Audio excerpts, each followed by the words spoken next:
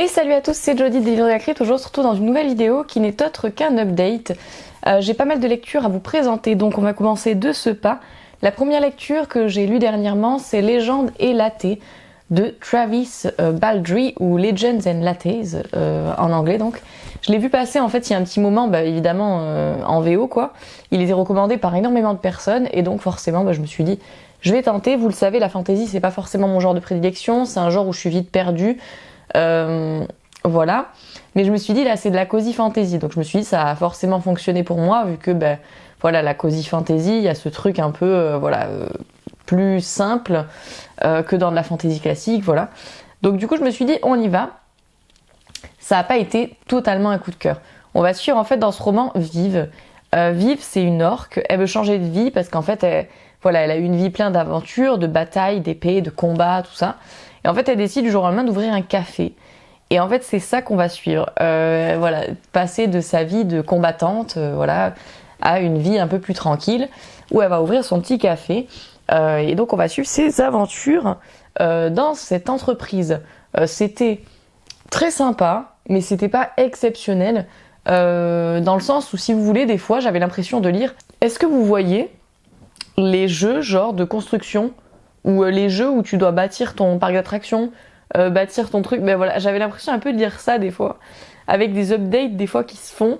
Genre vous avez passé le level 44, vous avez le droit d'avoir des pâtisseries en plus de vos cafés. Enfin voilà, c'était assez particulier.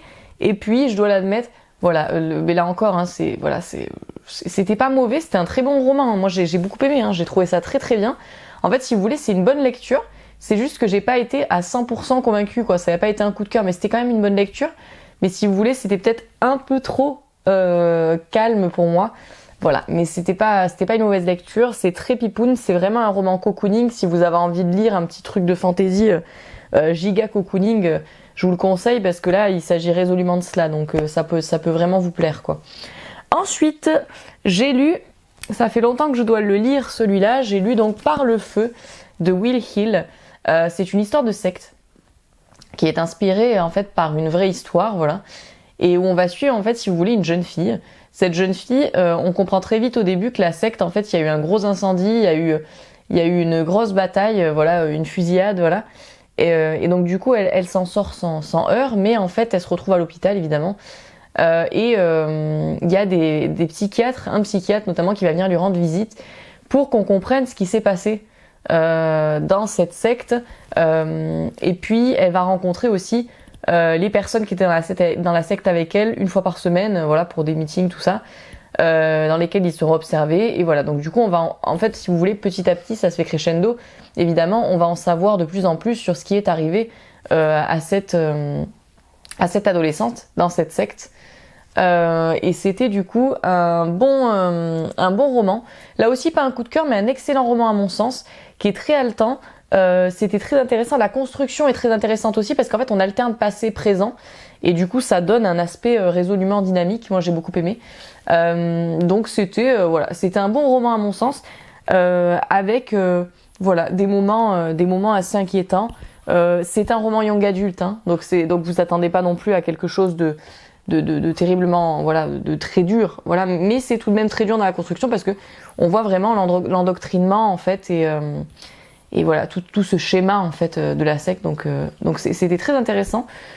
Pas un coup de cœur, mais un roman très sympathique en somme, quoi, que je vous conseille si vous ne le connaissez pas.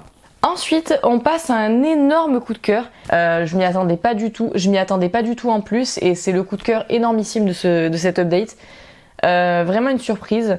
J'ai lu en fait Even de Mieko Kawakami, et c'est un roman, si vous voulez, je le voyais passer sur la sphère du booktube, du bookstagram anglophone depuis très très longtemps, depuis un petit moment, quoi.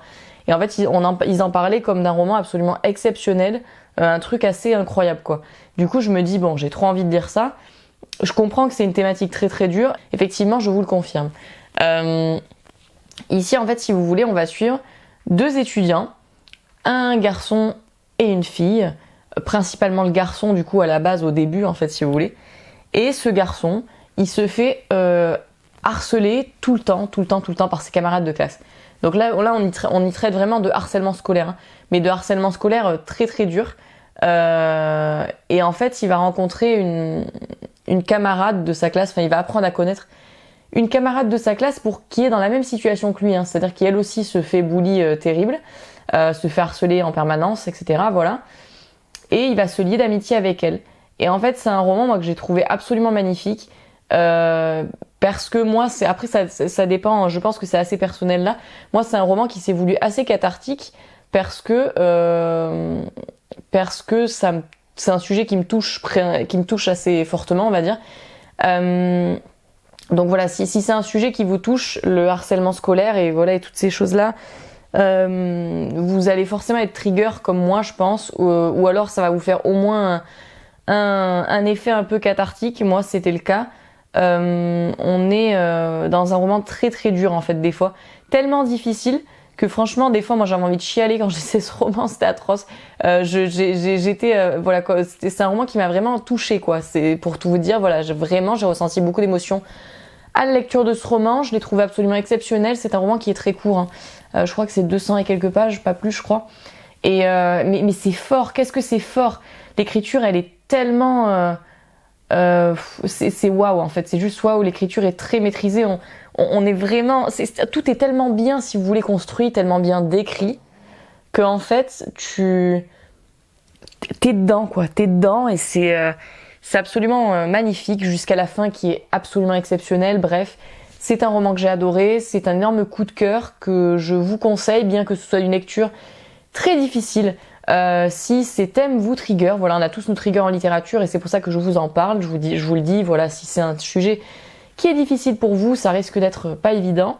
Moi, ça a été mon cas, même si honnêtement, j'ai absolument adoré parce que c'était très juste. J'ai lu 9 lunes de Annie Bélanger. 9 lunes, je remercie infiniment l'autrice pour sa confiance qui me l'a fait parvenir. C'est un thriller dans lequel on va suivre 2 personnages. On va y suivre tout d'abord donc Jasmine qui a perdu son mari de façon très étrange. En fait, elle va voir plusieurs années après la mort de son mari qui en fait quelque part est un peu rituel, il y a quelque chose d'étrange. Elle va voir le même meurtre, le même schéma en tout cas de meurtre se produire. Et donc du coup elle va être assez abasourdie, elle va se poser quelques questions et en parallèle si vous voulez on va suivre Nicolas, un enquêteur qui va donc se pencher sur tout ça. C'était un roman assez bien conçu, j'ai trouvé l'ambiance bien établie, etc. Bien faite, je l'ai trouvé dans l'écriture assez qualitative puisque effectivement l'écriture s'enchaîne, c'est un roman qui se lit assez facilement et moi j'aime beaucoup ça. Voilà, c'est une écriture qui est très fluide, assez maîtrisée. Donc voilà, c'est vraiment très intéressant. Et puis il y a une réelle recherche horrifique aussi que j'ai trouvé très bien. Mais ça ne sera pas un coup de cœur pour 2 raisons. 2 raisons qui là, encore une fois, voilà, là comment vous dire, je suis honnête hein, sur cette chaîne. Là, ça m'est personnel, hein, peut-être que vous, ça vous dérangera pas. Voilà, je vous le dis, c'est perso, ça m'est perso. C'est-à-dire, vous me connaissez, je ne suis pas très romance dans mes récits, je ne suis pas très cucu quand ça fait pas partie intégrante de la narration, je suis pas très tout ça. Voilà, je pense que vous avez saisi. Moi, je veux de l'horreur, je veux du dark, je veux de l'horreur. Voilà, quand je lis de l'horreur, je veux de l'horreur. Alors, il y a des romans d'horreur avec des romances que j'ai adorées. Voilà, je tiens à le dire. Je tiens à le signifier. J'ai tout de même un peu de romance en moi. Voilà, de romantisme voilà, en moi, que si je m'abuse. Néanmoins, voilà, c'est ça le problème. C'est-à-dire que il y a une relation, quelque part BDSM entre nos 2 personnages principaux qui, à mon sens, ne m'a pas vraiment intéressée. Voilà, je tiens à le dire, ça ne m'a pas vraiment intéressée. Et puis surtout parce que je me suis pas attachée à cette relation. Je sais pas si vous voyez ce que je veux dire. Je les shippais pas quoi. Je les shippais pas les 2 ensemble. Je me disais pas trop bien. Ils sont ensemble, c'est cool. Genre non, j'étais juste là genre. Et puis j'attendais que ça passe quand ils étaient en train de faire des choses sexuellement explicites ou lorsqu'il y avait des petits moments romantiques. Voilà, j'attendais que ça passe. Hein. C'était pas voilà, ça m'intéressait pas nécessairement, il faut l'admettre. Mais voilà, ça m'est propre à moi, hein, c'est moi. Voilà, je suis ainsi. Je suis désolée, hein. Vous allez vous dire non mais celle-ci, aucune pointe de romantisme. Non mais ça dépend. Écoutez, ça dépend. Ça dépend. Mais là, voilà, là je m'en fichais. J'avais pas envie de les retrouver ces deux personnages ensemble, quoi. Je trouvais pas leur relation exceptionnelle. Bref. Et ensuite, je voulais que le mythe qui a été créé dans ce roman, je ne spoil pas plus, mais soit plus développé. Pourquoi ? Parce que moi, je voulais en savoir plus là-dessus. J'avais vraiment envie d'en savoir plus. Et là, en fait, c'est même pas une critique que j'ai aimée, parce que finalement, genre, c'est moi, c'est pour vous dire, j'étais quand même impliquée dans le récit, puisque ce mythe développé, je voulais en savoir plus, je voulais qu'on m'en dise plus, en fait. Et j'ai été frustrée de cela, parce qu'en fait, je voulais en savoir plus. Voilà, c'est tout. Je voulais que ça soit plus développé, en tout cas, dans la narration. Donc, voilà. C'est tout. Et c'est pour ces raisons-là, voilà, ces deux raisons que je vous expose, que ce ne sera pas un coup de cœur, même si effectivement, à mon sens, c'est un récit qui peut vraiment vous plaire, puisqu'il s'agit d'un thriller vraiment résolument intéressant et qui a une réelle recherche horrifique. Et moi, c'est ce que j'aime lire maintenant. J'aime lire des choses qui sortent des sentiers battus en termes d'horreur et qui vraiment vont aller rechercher autre chose. Ensuite, j'ai lu une merveille qui là aussi m'a été envoyée par les éditions Au Diable Vauvert, que je remercie infiniment. En fait, je leur ai demandé, hein. Voilà, je leur ai clairement demandé. Ils ont accepté, ce dont je les remercie infiniment, vraiment. Parce que j'ai lu en fait le premier tome de cette trilogie d'Octavia Butler, Xenogenesis. Je l'ai en anglais dans ma bibliothèque. Et quand j'ai vu qu'en fait Au Diable Vauvert traduisait cette trilogie, j'ai eu très très envie de la découvrir. J'ai lu l'Aube, que j'ai absolument adoré. Et là, du coup, l'initiation est sortie, c'est le second tome. Et j'ai absolument adoré l'initiation, c'est extraordinaire. J'adore cette saga, je l'adore. Voilà, je tiens à le dire, c'est exceptionnel. Octavia Butler, plus je découvre son œuvre, et plus je me dis, mais putain, mais c'est incroyable. Il faut encore que je lise La Parabole du Semeur, il y a Novice, que j'ai dans ma palle aussi, que j'ai pas lu. Mais voilà, en tout cas, les livres que j'ai lus pour le moment de cette autrice sont absolument exceptionnels, et c'est le cas pour l'instant pour cette trilogie. Là, c'est le tome 2.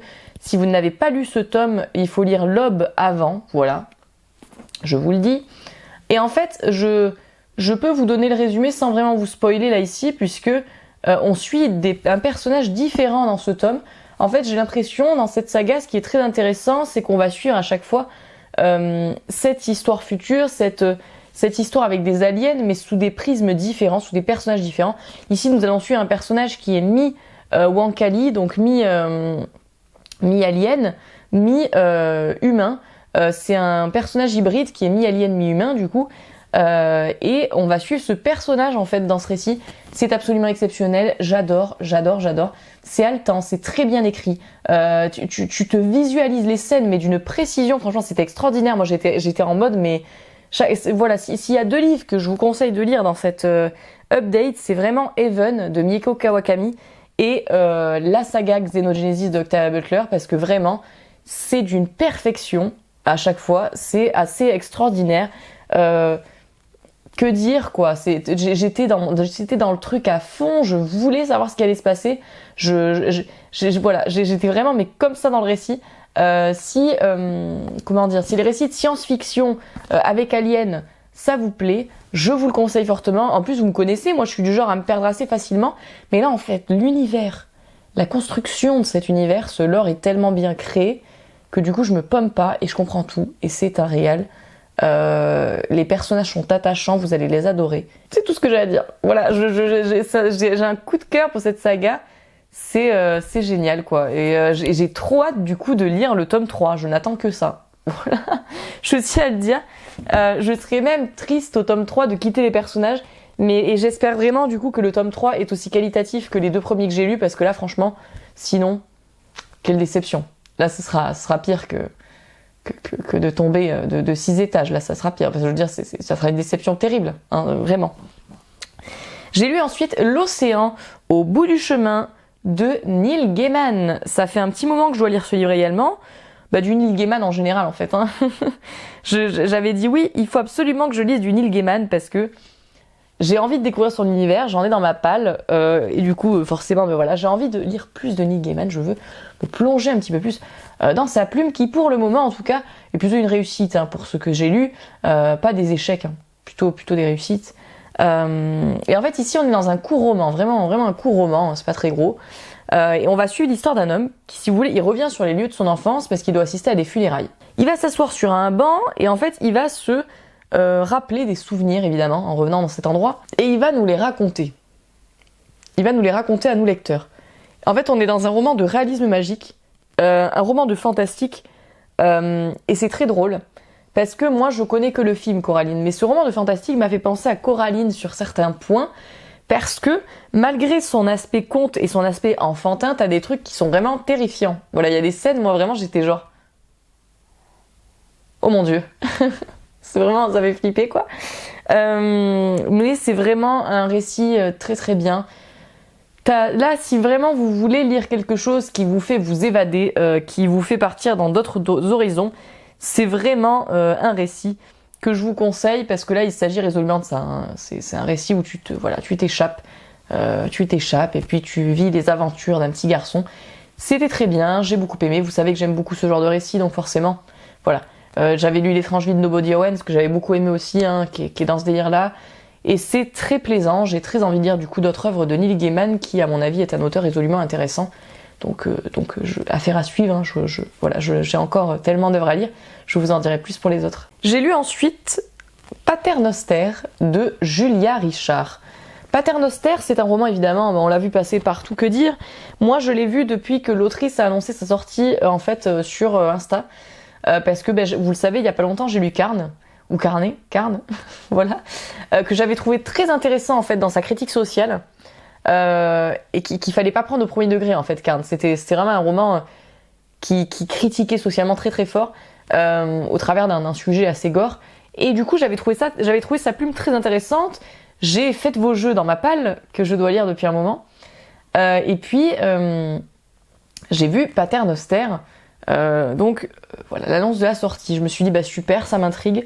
J'y vais. Et c'est un roman que j'ai trouvé résolument intéressant. Pas un coup de cœur, hein, mais un roman que j'ai trouvé très intéressant. C'est un roman, vous allez rire, mais je vous jure que c'est vrai, quand je l'ai lu, je me suis dit, mais je suis dans Get Out ou pas ? Je suis dans le film Get Out en fait. Si vous connaissez pas le film Get Out, genre c'est un mec qui va dans sa belle famille et c'est hyper malsain, genre ses beaux-parents sont trop chelous et en fait forcément il se rend compte que y a un truc chelou qui se passe. Et ben voilà, là ici on est un peu là-dedans. Si vous voulez, on suit Dana.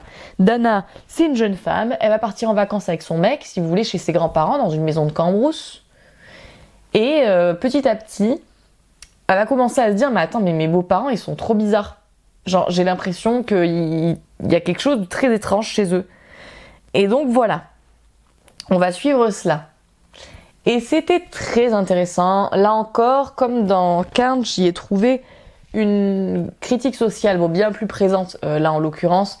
On est dans un roman qui, à mon sens, se veut féministe sur bien des points, puisque en fait on dénonce un peu toutes les injonctions qu'une femme va accepter dans une relation alors qu'on devrait pas.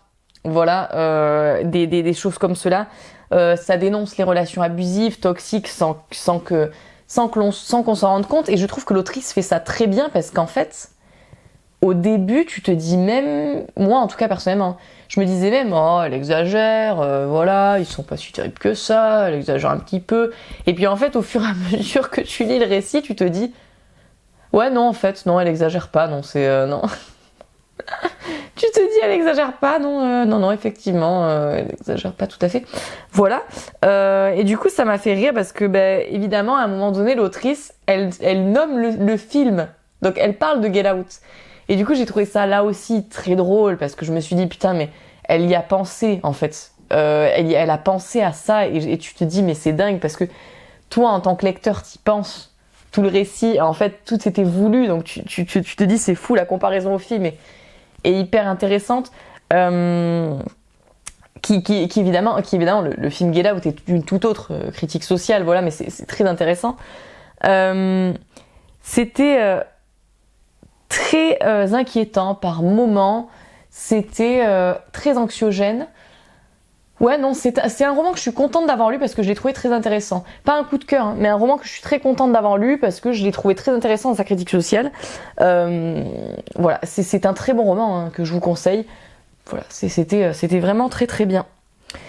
Et enfin, le dernier roman que j'ai lu dernièrement et que j'ai à vous présenter, il s'agit du Visage de la peur de Dean Koontz. Je trouve cette couverture absolument magnifique, c'est sublime. Dans ce roman, nous sommes dans un thriller. Dean Koontz, c'est une plume que j'ai envie de lire beaucoup plus. Voilà, j'ai envie de découvrir plus d'œuvres de cet auteur qui est extrêmement prolifique, très très prolifique même. Et donc du coup, voilà, je me lance et j'ai lu Le Visage de la peur. C'est un thriller sympa, mais pour tout vous dire, c'est une lecture dont je ne me souviendrai certainement pas dans 2 jours, dans 3 jours, dans 1 semaine. Voilà, vous voyez, c'est ce genre de lecture, quoi. C'est les livres, tu les lis, tu passes un moment trop sympa, mais c'est pas un livre, tu sais, dont tu vas te rappeler ad vitam aeternam, quoi. C'est un bouquin, tu le lis, c'est sympa, et puis tu passes à autre chose. Voilà. Un roman qui, dans sa construction, là en l'occurrence, je vous fais toujours des comparaisons à chaque fois, c'est très drôle, mais c'est un roman qui, dans sa construction, me fait penser à un épisode d'Esprit criminel, vous voyez, un épisode d'une série dans ce délire télévisé. Voilà, ça m'a fait penser à ça, ce roman. C'est vraiment un épisode d'une série télé en mode, ouais, vous voyez. Vous m'avez compris, quoi. On s'est saisi. Ok, on s'est saisi. Voilà, donc c'est ça. On y suit en fait un jeu du chat et de la souris, si vous voulez, entre un tueur complètement fou et un homme qui est doté de capacités psychiques et qui du coup genre perçoit les événements avant qu'ils n'arrivent ou alors pendant qu'ils arrivent. Vous voyez ? Et donc on va suivre un peu ce jeu du chat et de la souris. Il y a de l'action, on s'ennuie jamais, c'est haletant, ça se lit rapidement, l'écriture est très agréable, néanmoins. Est-ce inoubliable ? Non. C'est tout. Voilà, il y a une part de fantastique, voilà, vous l'avez compris, parce que voilà, il y a ce mec qui est doté de capacités psychiques et qui du coup va capter ce qui se passe, machin et tout. Est-ce inoubliable ? Non, je le répète. Voilà. Mais c'était quand même une bonne lecture. Voilà, c'était pas mauvais. Si vous avez envie de lire un truc sympatoche pour cet été qui n'est pas prise de tête, pourquoi pas ? Franchement, pourquoi pas ? C'est cool. J'en ai fini pour cette update. J'espère que cela vous aura plu. C'était les petites lectures que j'ai effectuées dernièrement. Je vais vous montrer du coup, comme à chaque fois, pour la fin de l'update, la lecture que j'effectue actuellement. Actuellement, je suis en train de lire une lecture sur ma liseuse. Je suis en train de lire The Sleep Experiment de Jeremy Bates. En fait, c'est une relecture là, si vous voulez, parce que c'est une lecture, j'avais lu 30%, je crois, et j'ai arrêté. Voilà, je suis débile, hein. Des fois, il y a des livres, je les aime trop, et je sais pas pourquoi, j'arrête.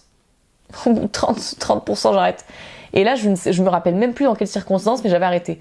Jeremy Bates, en fait, il fait des sagas, si vous voulez, un peu, où il va s'inspirer dans des romans de soit les légendes les plus effrayantes, soit les lieux les plus effrayants. Du coup, c'est un truc qui m'intéresse de fou.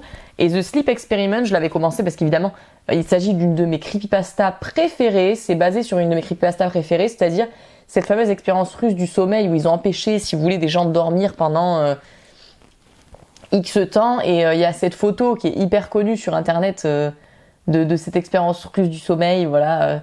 Bref, c'est tiré d'une de mes légendes d'Internet préférées. Et du coup, je vous en dirai des nouvelles. Pour l'instant, je me demande, j'en suis à 36%. Et je me demande juste pourquoi j'ai arrêté, en fait. Je suis trop con. Bref. En tout cas, pour l'instant, c'est vraiment bien. Et je vous en dirai des nouvelles, du coup, évidemment, dès que je l'aurai terminé, comme à chaque fois. Puis voilà, quoi. J'espère que, du coup, cette update vous aura plu. En tout cas, moi, j'ai adoré vous présenter mes petites dernières lectures du moment. N'hésitez pas à me dire ce que vous avez pensé évidemment de lectures que j'ai effectuées dernièrement, comme à chaque fois. Et puis moi, je vous fais de gros bisous et je vous dis à très vite pour une prochaine vidéo.